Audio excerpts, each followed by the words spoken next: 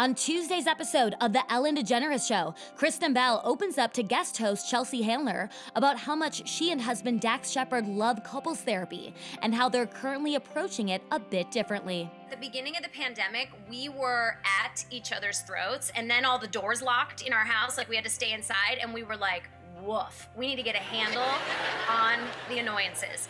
And our therapist, Harry, who I love so much, who has the favorite quote he's ever said to me, he said something to me, he said, do something nice today and don't get caught.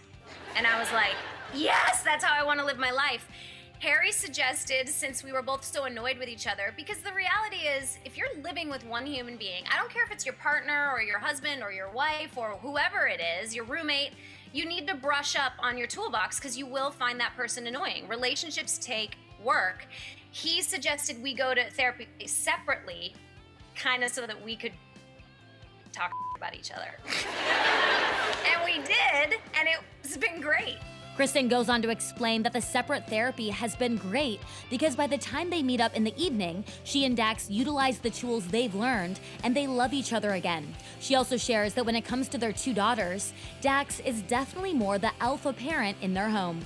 We both make the rules and we do a good job of, passing off the power, but I definitely am more of the pushover. I try to make rules, but I'm also a big fan of make a better argument. If you make a really good argument why you should have a cupcake before bed, okay.